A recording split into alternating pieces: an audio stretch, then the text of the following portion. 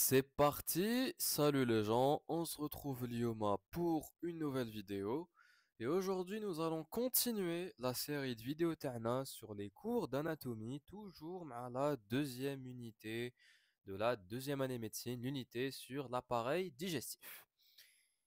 Avant de commencer le cours Tana, on remercie, comme à notre habitude, les professeurs de la faculté de médecine d'Alger, plus particulièrement Dr Retia pour être le diapo de cours que nous allons utiliser, le diapo Taha qui va parler sur le pharynx. Donc, souviens-toi où je donne Douka, on a entamé l'appareil digestif, ou du moins l'anatomie de l'appareil digestif, avec le péritoine. On a étudié la disposition du péritoine en définissant le feuillet pariétal, le feuillet viscéral, la cavité péritonéale, etc. Ensuite, شفنا la cavité orale, premier segment du tube digestif. Cette cavité, qui est la cavité orale ou de la cavité buccale, c'était donc le premier segment initial du tube digestif, là où se fera l'insalivation, la mastication et la venue du bol alimentaire. شفنا blé, le troisième cours, cette insalivation, cette production de salive nous vient par le biais de glandes. Les glandes salivaires disposées, annexées autour de cette cavité buccale. Et on avait étudié les glandes les plus importantes qui étaient les glandes parotides et ensuite submandibulaires, sublinguales, etc. Maintenant, on va continuer l'étude anatomique structurelle de cet appareil digestif avec le deuxième segment qui fait suite à la cavité orale, cavité buccale, j'ai nommé le pharynx. Alors, le plan tel le cours, l'image bain ici le diapo, le plan tel le court va être assez simple. On va introduire ce pharynx en le définissant. On va faire une étude descriptive, de l'anatomie descriptive pour ce pharynx. Je faut la configuration externe, la configuration interne, la situation TRO-WinRAO-J et nous avec les rapports anatomiques de l'anatomie topographique comme tu le sais. On cumule le court avec la vascularisation et l'innervation de ce pharynx. Bismillah, on commence. On va commencer du coup avec une petite définition de ce pharynx. Alors le pharynx, qui m'a l'introduction, c'est le deuxième segment de l'appareil ou du tube digestif si on veut être plus exact. Deuxième segment du tube digestif qui fait suite à la cavité orale, mais qui est aussi et qui fait partie ténite de l'appareil respiratoire. Souviens-toi, l'unité lymphatique, le pharynx en histo, surtout en histo pour l'histologie de l'appareil respiratoire.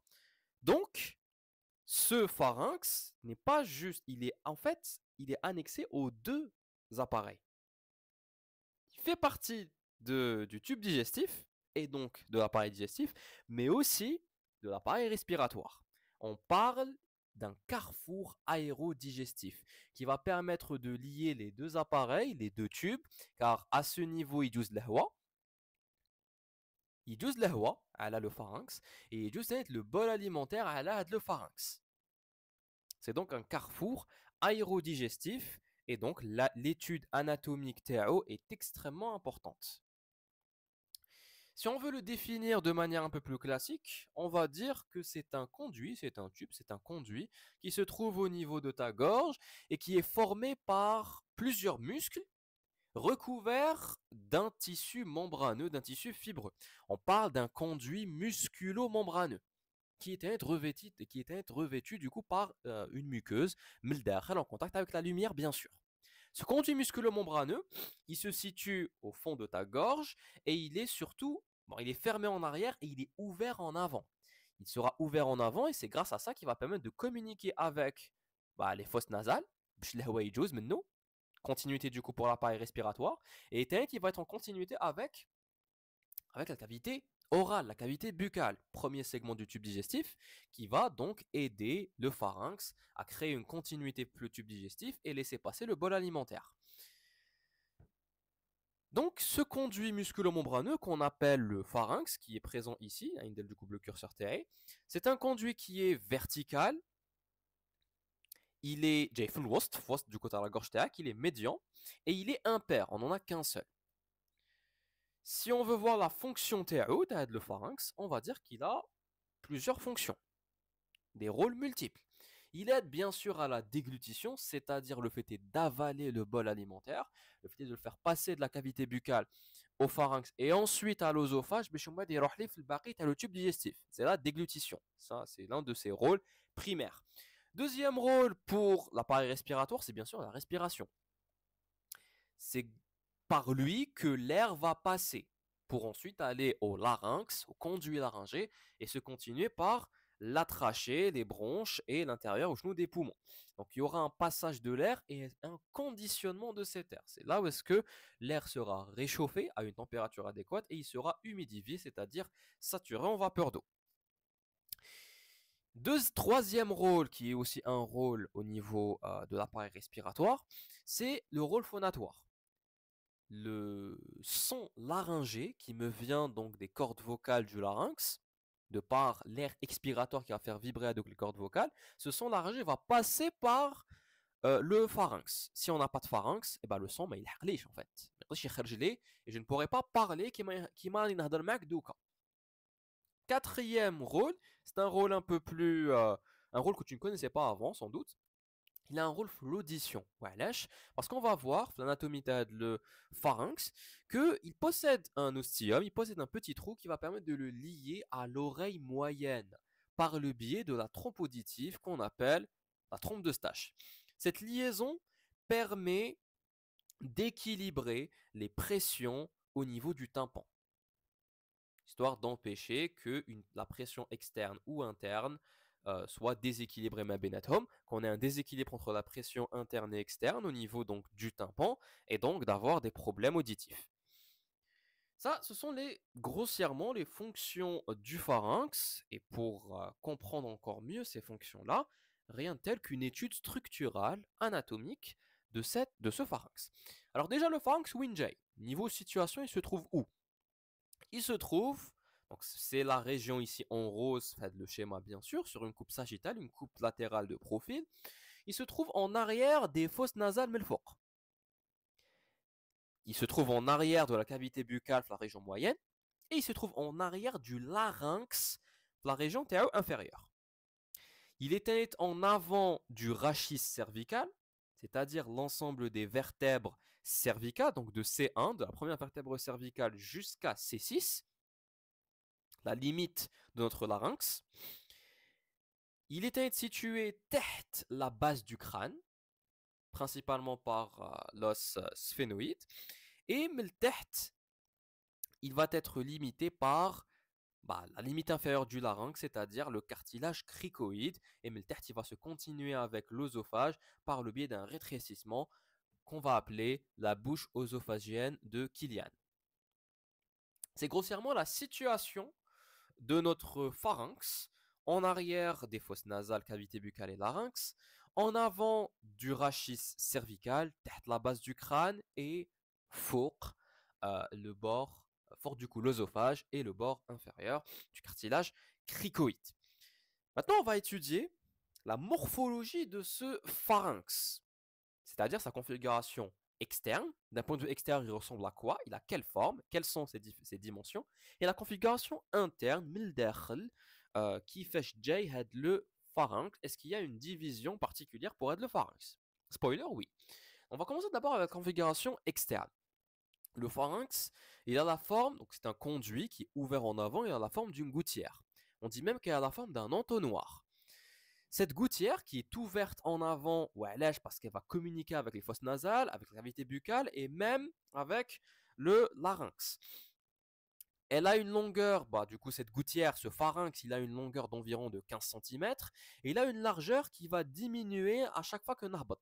Plus nahbot, plus la largeur diminue. Le fouqa est assez large, 5 cm le four en haut, et le tahta, il va avoir une largeur de 2 cm.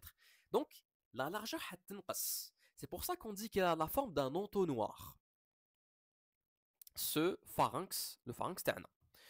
D'un point de vue configuration interne à l'intérieur, la morphologie interne du pharynx, de par surtout la muqueuse et la constitution histologique de cette muqueuse qui va différer, nqsmo en 3 étages. Vu que le pharynx est une zone qui est c'est un conduit assez long, 15 cm. Il va avoir des rapports avec des structures différentes et une constitution histologique. On parle principalement de la muqueuse. Une muqueuse qui va différer à l'ihsab, la structure avec laquelle il va être en rapport. Donc, qsimna, d'un point de vue interne, notre pharynx en trois segments, en trois étages. Le segment ou l'étage supérieur, le fawqani, il est en rapport, en communication avec les fosses nasales. C'est ce qu'on appelle le rhinopharynx ou là le nasopharynx ou là encore le cavum. C'est la même chose. Rhinopharynx, nasopharynx, c'est l'étage supérieur du pharynx qui va communiquer en vert ici, qui va communiquer avec les fosses nasales. L'étage moyen, on aura la partie du pharynx qui va communiquer avec la cavité buccale, avec la cavité orale. C'est ce qu'on appelle l'oropharynx ou là le buccopharynx, ici visualisé en orange. Ou l'étage inférieur, l'étage le pharynx qui va communiquer et qui va être en rapport avec le larynx, c'est ce qu'on appelle le laryngopharynx. On appelle l'hypopharynx parce que c'est la partie le pharynx. Visualisé, c'est en bleu bien sûr. Donc chacune des parties, chacune donc des divisions de ce pharynx va avoir des particularités structurelles, surtout au niveau de la configuration interne. On commence avec le rhinopharynx. Le rhinopharynx qui marque cette portion qui est visualisée ici en rouge, fait de la coupe sagittale, c'est la partie du pharynx qui est en supérieur, le foka, et qui est juste derrière les fosses nasales. Elle va s'étendre de la base du crâne, visualisée ici en A, jusqu'à le voile du palais, le palais mou ici visualisé en B. Cette partie-là, donc ce rhinopharynx, ce nasopharynx, il possède plusieurs parois, 6 parois si on va être exact. Une paroi supérieure, paroi inférieure, paroi postérieure, paroi antérieure et 2 parois latérales, latérales, kiff kiff. Tu m'as compris. Hnaïa, on va pas décrire chacune des parois, ça va pas être très intéressant, mais on va voir les caractéristiques les plus importantes au niveau de ce rhinopharynx. Quelles sont les caractéristiques li يخلوني je m'intéresse le rhinopharynx. On va voir blé au niveau de la paroi latérale, enfin des deux parois du côté latéral, on va trouver un orifice, un ostium. C'est ce qui est ici montré en numéro 2. Cet ostium d'ailleurs, c'est ce qu'on appelle l'ostium pharyngien de la trompe auditive, l'ostium pharyngien de la trompe d'Eustache. Il va permettre de faire communiquer le rhinopharynx avec l'oreille moyenne par le biais du coup de la trompe auditive de la trompe d'Eustache. Et qui m'en contexte le débuter à le cours, et ça a un rôle important pour équilibrer et contrôler les pressions de part et d'autre du tympan. Et donc pour contrôler l'audition terna et qu'il n'y ait pas de pépin à ce niveau-là. Ça, c'est la particularité de la paroi latérale. Au niveau de la paroi antérieure, qui communique avec les fosses nasales, la caractéristique khassia, c'est l'orifice qui va permettre de communiquer. En fait, c'est l'ouverture qui permet de communiquer entre les fosses nasales et le rhinopharynx. C'est ce qu'on appelle les coanes.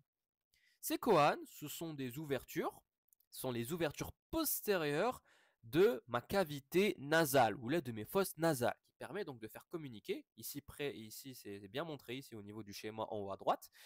Ça permet de faire communiquer le rhinopharynx avec les fosses, avec la fosse nasale ou du moins la cavité nasale. Tanit, troisième particularité très importante, utile en clinique, c'est que la muqueuse au niveau du rhinopharynx va présenter une amygdale. C'est l'amygdale pharyngienne ou là, la tonsille pharyngienne, donc un amas de tissu lymphoïde qui se trouve ici. Ce tissu lymphoïde a un rôle immunitaire, bien sûr, hein, l'amygdale pharyngienne a un rôle immunitaire, mais surtout elle a un rôle ou un pépin clinique important à connaître. Les amygdales pharyngiennes, généralement de l'enfant, elles peuvent subir une hypertrophie, c'est-à-dire qu'elles vont gonfler. peuvent gonfler par plusieurs raisons, des inflammations ou autres. Et cette hypertrophie, ça va gêner, comme tu le vois ici, le schéma tahtani en orange, ça gêne bah, la communication entre fosse nasale et le pharynx. Donc, ça gêne la respiration.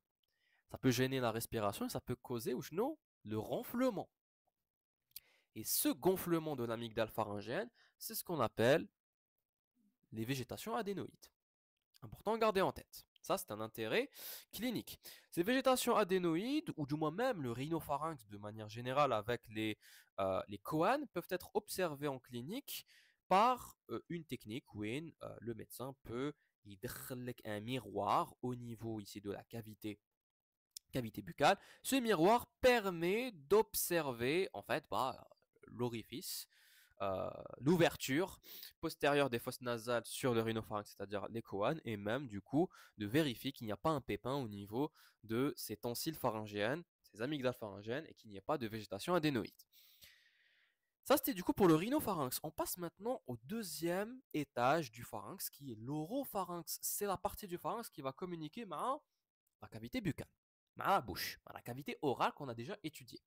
Partie moyenne du pharynx qui va s'étendre du voile du palais, le palais mou, avec l'uvule et les replis. Oh, tu connais déjà, parce qu'on a étudié ça le cours li fait. Et jusqu'à le bord supérieur de l'épiglotte. C'est toute cette partie-là qui va constituer l'oropharynx. Cet oropharynx va contenir du coup plusieurs parois tannées, une paroi supérieure, une paroi antérieure, une paroi postérieure et deux parois latérales ou latéraux. Le tahta, il y aura une continuité, bien sûr, avec le segment tahtanité-pharynx, c'est-à-dire l'hypopharynx ou là le laryngopharynx. Ce qui nous intéresse, ce sont les particularités du coup des parois de cet oropharynx. La paroi supérieure, qu'est-ce qu'on va retrouver? Le voile du palais, bien sûr, le palais mou qu'on a déjà étudié, constitué donc d'un tissu fibreux auquel va s'attacher du coup plusieurs muscles, dont par exemple celui qui est le plus parlant, c'est l'uvule, hein, l'aluette, terna. Ça, c'est le voile du palais, le palais mou en supérieur. La paroi antérieure va faire communiquer la cavité buccale avec l'oropharynx. Et ici, on peut bien l'observer, ça c'est une vue, une coupe sur le pharynx, en vue postérieure bien sûr, on a ouvert le pharynx et on décide du coup d'observer cette ouverture, cet espace, on l'a déjà vu, on l'a déjà étudié, c'est ce qu'on appelle l'isthme du gosier, l'espace qui est délimité entre l'uvule mulfouq, donc l'aluette mulfouqa, et le bord supérieur de l'épiglotte. Cet espace-là permet de faire communiquer la cavité orale avec l'oropharynx, c'est ce qu'on appelle l'isthme du gosier. Ça, c'est la paroi antérieure en avant. En postérieur, l'oropharynx va répondre aux corps vertébraux de C2 et C3, sachant que le fouqa, le rhinopharynx, on a oublié de le dire, mais il répondait en postérieur à C1, première vertèbre cervicale. Ici, à Botnashuya, donc on est à C2, C3, bien sûr. Les parois latérales, voilà, les parois latérales plutôt, on va retrouver deux structures qu'on a déjà vues, voire trois même, si on veut Nasbo en totalité. Ce sont les structures du voile du palais, les piliers antérieurs et postérieurs et la fosse tonsillaire, la fosse amygdalienne. Comme on a dit, le court à la cavité orale, le palais mou, il est constitué d'un ensemble de muscles qui va être revêti du coup par une muqueuse. Le muscle uvulaire, l'aluette, il y deux piliers, un pilier antérieur et un pilier postérieur. Le pilier antérieur sera le muscle glossostaphylin, le muscle qui va aller donc de la région de l'aluette, la région uvulaire, jusqu'à la langue. Il va être revêtu du coup par la muqueuse, ça va me donner du coup ce relief qui va être du coup le pilier antérieur. En postérieur, on a un autre repli, un autre relief, un autre repli, qui va être le pilier postérieur. Ce pilier postérieur, ce n'est rien d'autre que le muscle pharyngo-staphylin, le muscle qui va aller de la région staphylin, de la région du coup de la luette et du muscle uvulaire, jusqu'au pharynx. On va voir que c'est un muscle qui fait partie en fait des muscles du pharynx. On va le voir juste après. Les deux piliers, les deux replis vont délimiter ma bénatome une fosse. Cette fosse, constitue par la paroi latérale de l'oropharynx, va contenir va contenir du coup l'amygdale palatine, qu'on appelle maintenant la tonsille palatine. Cette amygdale palatine, cette tonsille palatine est très importante au niveau de l'examen clinique, surtout au niveau buccal, parce que le can hadouma il s'hypertrophie. Elle a dit une infection, peu importe l'infection, elle a dit une infection quelconque et qu'il s'hypertrophie, qu'ils augmentent de volume, et bah on peut les observer sur un examen, si on observe derrière cette cavité buccale, et on parle d'angine. Donc lorsqu'on a une hypertrophie ici au niveau des amygdales palatines, on peut parler d'une angine, tandis que si on parle d'une hypertrophie au niveau des amygdales pharyngènes et le phoraphlérino-pharynx, on parle de végétation adénoïde. On a une vue réelle sur, bien sûr c'est une photo, hein, c'est une vue réelle, hein, tu peux vérifier, sur du coup l'isthme du gosier avec l'uvule, avec le pilier antérieur, pilier postérieur et bien sûr entre les deux la fosse tonsillaire ou la amygdalienne, là où est-ce que je vais trouver du coup mes fameuses amygdales palatines. On va terminer avec l'oropharynx, on va aller au laryngopharynx. Alors, le laryngopharynx, pardon, c'est la partie tehtania de le pharynx qui va être en regard et communiquer du coup avec le larynx. Donc il va aller du bord supérieur de l'épiglotte, ici en A, jusqu'à le bord inférieur, le tehtani, le cartilage cricoïde. L'anneau qui va du coup séparer, qui va constituer le tête, le larynx, et qui va se continuer du coup par la trachée. Donc, quelles sont les particularités de ce laryngopharynx? Alors, les particularités de ce laryngopharynx, c'est du côté latéral, on aura deux récessus, deux gouttières, deux espaces, qu'on va appeler les gouttières ou les récessus piriformes. Ces récessus ou la gouttière périforme, ils sont très importants, surtout au niveau par exemple de la déglutition, parce que qui te bla et qui dit que le bol alimentaire natif qui font c'est une vue postérieure, ça c'est une coupe sur le pharynx, ou ce qu'on a une chauffe en postérieur bien sûr. Lorsqu'il y a une déglutition, le bol alimentaire, tac, bien sûr, je vais avoir l'épiglotte, ça c'est l'épiglotte, hein, qui va venir fermer le conduit laryngé, puisque le bol alimentaire mettra chez le derrière. Même chose, la luette, l'uvule va venir fermer le foca, la connexion entre l'oropharynx et le laryngopharynx, puisque le mec là, ce serait dommage quand même que le mec là traje les. Donc, ce bol alimentaire, du coup, il va passer au niveau de ces récessus, au niveau de ces gouttières, ces récessus piriformes, pour ensuite, grâce à ces récessus piriformes, grâce à ces petites gouttières, se continuer et aller vers l'œsophage. Et l'extrémité inférieure de ce laryngopharynx, on aura une zone rétrécie qui va faire communiquer le pharynx avec l'œsophage. C'est ce qu'on appelle la bouche œsophagienne de Killian. Premier segment, qui va nous donner le premier segment de l'œsophage. Donc on a terminé avec avec la configuration interne du pharynx. On va maintenant jouer la constitution du côté histologique. Alors la constitution du pharynx, on va le faire de manière assez simple. Elle est constituée de ce pharynx hada est constitué de 4 tuniques, de 4 parties. La partie la plus importante, la plus centrale, c'est les muscles, le plan musculaire. Ce plan musculaire constitué donc de muscles constricteurs qui vont venir يزيروا على le pharynx pour du coup contracter ce pharynx et يصغر la cavité pharyngée, et des muscles élévateurs qui vont venir يطلعوا لي le pharynx تاعي يطلعوا لي le larynx par la même occasion, vu qu'il y a une connexion entre les deux. Ce plan musculaire, c'est le plan central qui va constituer le conduit pharyngé TI. Pour le plan musculaire, je vais rajouter en extérieur un tissu membraneux, un tissu fibreux, une aponévrose, un fascia, qu'on va appeler le fascia ou l'aponévrose ou la tunique fibreuse péripharyngène. هتغلف les muscles de l'extérieur. Et من الداخل, هنزيد نغلف les muscles par une autre aponévrose, Cette fois-ci, c'est une aponévrose intrapharyngienne. تغلف les muscles من الداخل. وزيد quatrième tunique, حنزيد نغلف l'intérieur donc de cette aponévrose intrapharyngienne par une muqueuse qui sera en contact avec la lumière. La lumière pharyngée, bien sûr. C'est ces éléments-là qui vont me donner le conduit musculo-membraneux TI. On va voir du coup chacune des tuniques. On va commencer bien sûr avec le plan musculaire parce que c'est le plan central. Constitué donc de deux couches de muscles.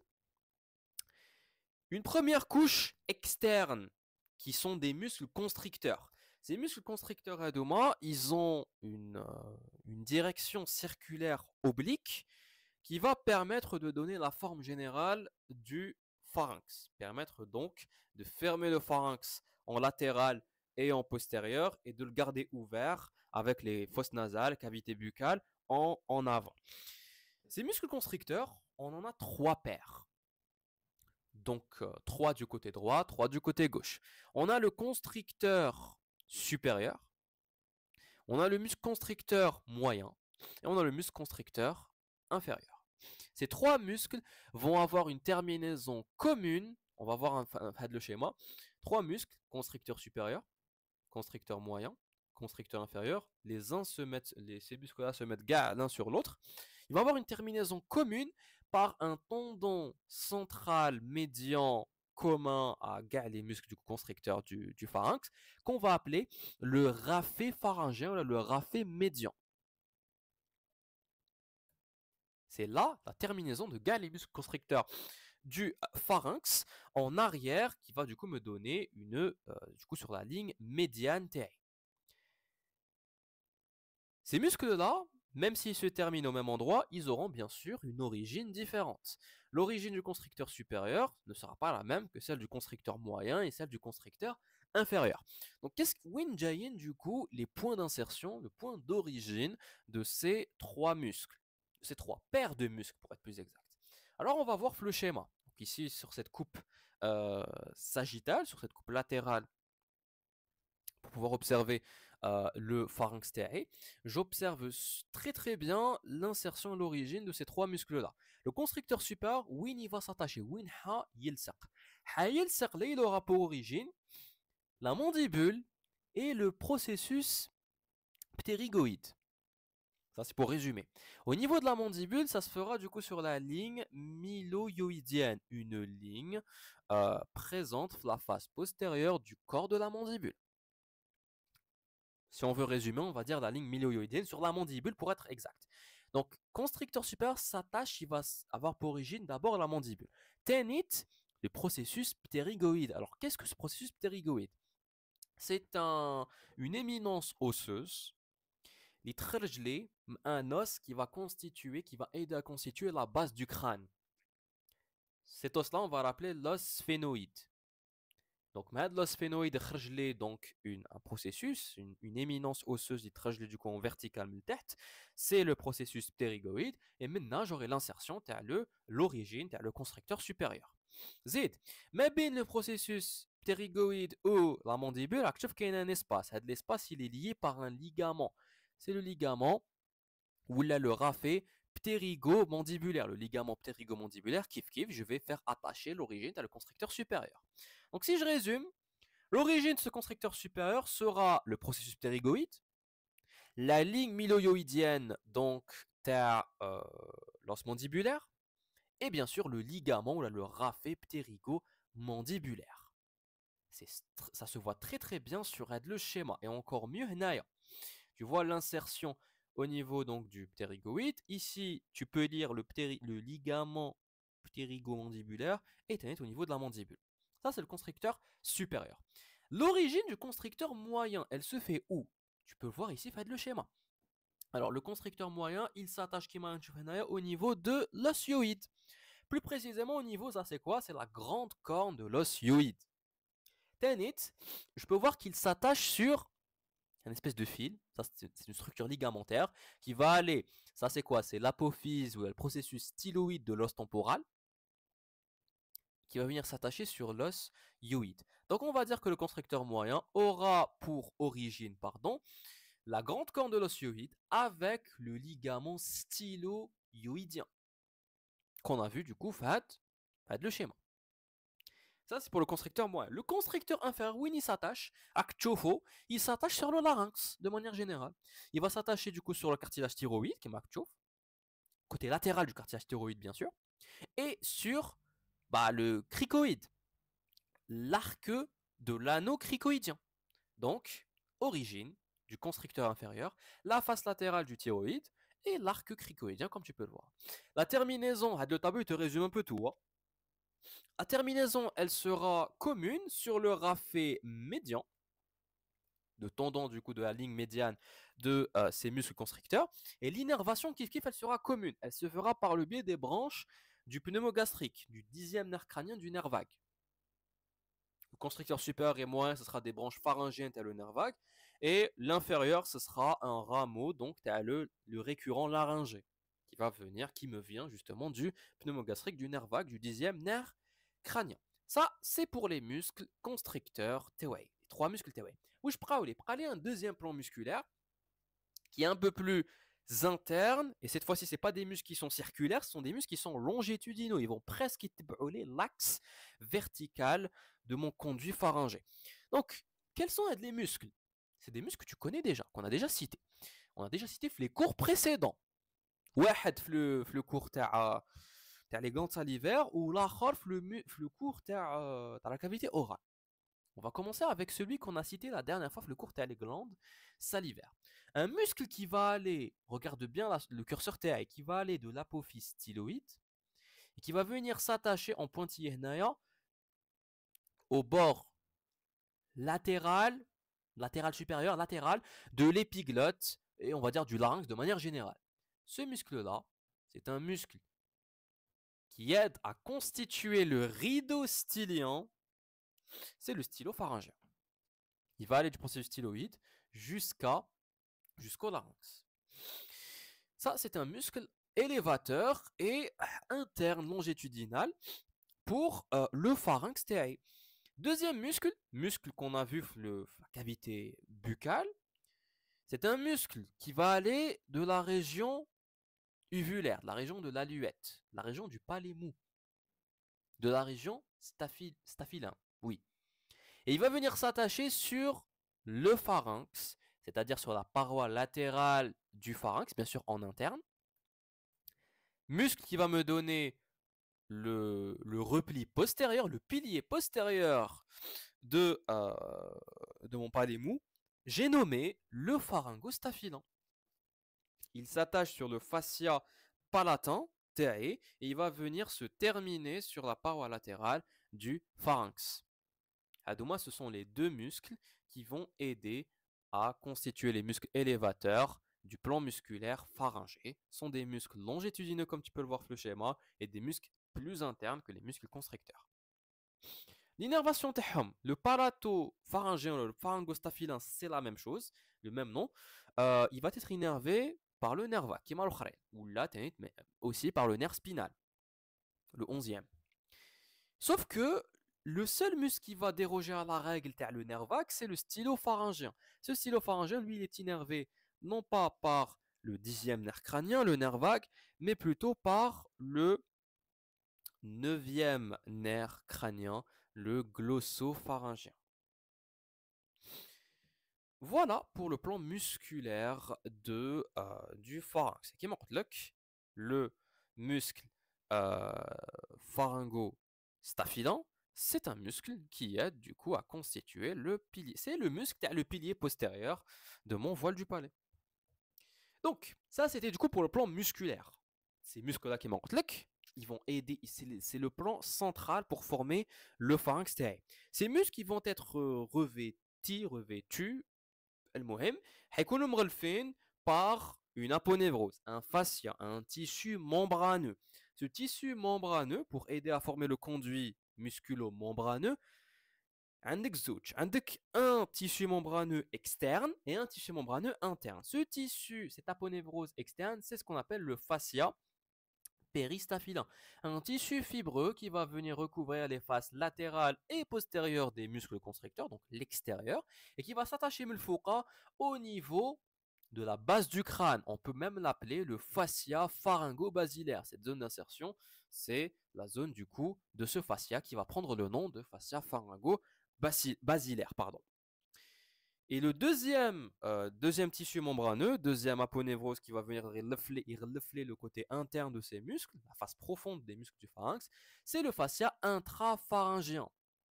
Ce fascia intrapharyngien, il est censé être observable sur une coupe horizontale qu'on a déjà vue, la coupe horizontale qui passe par la deuxième vertèbre cervicale, qui met en l'occurrence ici la loge parotidienne. Ce que tu vois ici, en orange, le curseur TAE, c'est un muscle constricteur du pharynx. C'est la paroi du pharynx avec le constricteur supérieur du pharynx. Ce constricteur supérieur qui m'a en dehors, donc en externe, par le fascia péripharyngé. Ou là, ici, on l'a appelé, faites le schéma, le fascia exopharyngé. C'est la même chose. En interne, on est censé normalement avoir une lame d'aponévrose, une lame de fascia qui est le fascia intrapharyngien. La dernière tunique interne, ça sera la muqueuse pharyngétae qui va être en contact avec la lumière, bien sûr. Donc, dernière structure, dernière tunique, la plus interne, hein, c'est la muqueuse qui est cette muqueuse, qui est en avant du fascia intrapharyngé, bien sûr, celle qu'on voyait ici en rose, enfin de la coupe transversale, elle va se confondre et être en continuité avec les muqueuses, les différentes ouvertures, les différentes fosses, les différentes cavités en relation avec le pharynx. C'est-à-dire, le rhinopharynx, il a la muqueuse, les fosses nasales et les trompes auditives. L'oropharynx, il aura la muqueuse buccale. La muqueuse, c'est la cavité orale, la cavité buccale. Et l'hypopharynx, l'aragopharynx, il aura la muqueuse laryngée, la muqueuse du larynx, tout simplement. C'est l'une des raisons on a maintenant la configuration interne, le pharynx en 3 zones, rhinopharynx, oropharynx et laryngopharynx.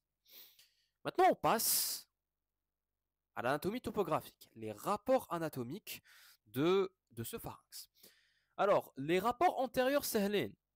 En avant, le pharynx, il sera en rapport bien sûr avec les fosses nasales melfouq, la cavité orale en flétage moyen et le larynx melteht. Ça c'est simple. En arrière, kif kif. Il sera en rapport avec le rachis cervical de la première vertèbre cervicale C1 jusqu'à la sixième vertèbre cervicale C6. Sachant que entre les deux, entre notre pharynx et nos vertèbres cervicaux, on aura un espace décrit comme étant virtuel, qu'on va appeler l'espace rétropharyngien, juste derrière, du coup, juste mort, le pharynx. Ça, ce sont les rapports antérieurs et postérieurs, ils sont simples. C'est les rapports latéraux,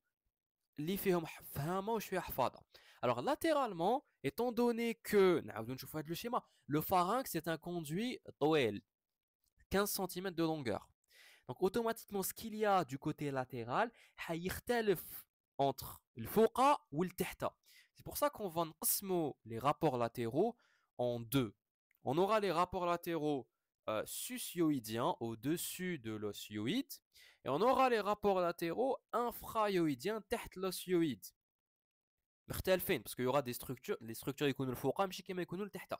On va commencer avec les rapports latéraux susioïdiens. Alors l'espace latéral, pharyngien latéral en suprayoïdien, on va l'appeler l'espace maxillopharyngien. C'est l'espace qui est représenté une coupe transversale qui passe par la deuxième vertèbre cervicale. C2, qu'on a déjà vu, une coupe très très très très importante, qu'on a déjà vu, le court et les glandes salivaires. Alors, l'espace maxillopharyngien, quelles sont les structures qui vont avoir un rapport avec le pharynx? La coupe. Bismillah, déjà première des choses, le rideau stylien. Le diaphragme stylien qu'on a déjà vu, qui va diviser l'espace maxillopharyngien en deux parties. Un espace prestylien, qui prend en considération l'espace plus même la loge parotidienne qui peut rentrer de l'espace, et ce qu'il y a derrière le diaphragme stylien, l'espace rétrostylien. Et donc, les deux éléments des deux espaces vont avoir un rapport latéral avec le pharynx. Alors, les éléments de l'espace rétrostylien, tu les connais déjà normalement, c'est la carotide interne, la jugulaire interne et les quatre derniers nerfs crâniens. Alors, les quatre derniers nerfs crâniens se trouvent dans l'espace rétrostylien. On a bien sûr le neuvième, le glossopharyngien, le dixième nerf vague, le onzième spinal et le douzième, l'hypoglosse. Garadoma, il se trouve l'espace rétrostylien. Sauf que les auteurs, la plupart du temps, ils vont considérer que ceux qui vont avoir un rapport avec le pharynx, ce sont les nerfs crâniens proches du pharynx. Donc, il y a les trois. Le 9, le 10 et le 11. Le 12, il est un peu éloigné, donc on peut ne pas le considérer comme ayant un rapport latéral direct avec le pharynx. Grosso modo, les éléments, l'espace rétrostylien, sans oublier ici la chaîne sympathique. L'espace prestylien, en avant du diaphragme stylien et du rideau stylien, qu'est-ce qu'on va avoir?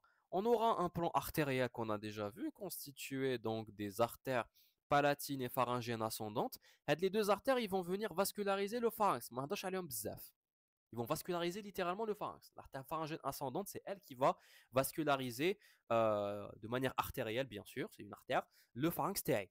Et la palatine ascendante dit tanit. Mais l'un des éléments les plus importants, bah, c'est la loge parotidienne en fait.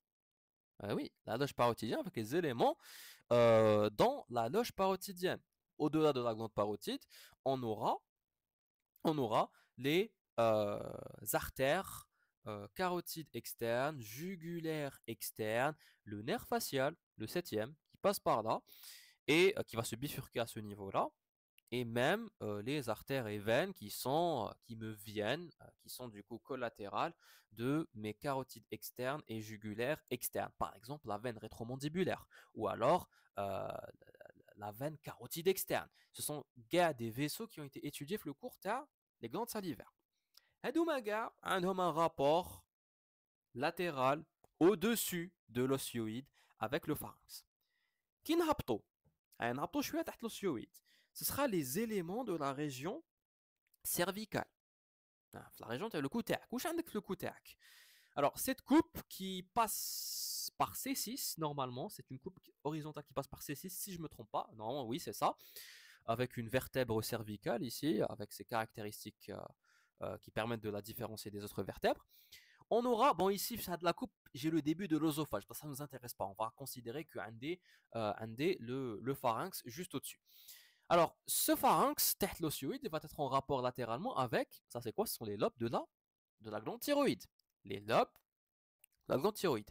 Et avec les gaines vasculaires du cou. Les gaines vasculaires du cou, ce sont les gaines qui vont contenir l'artère carotide commune, la jugulaire interne et le nerf vague.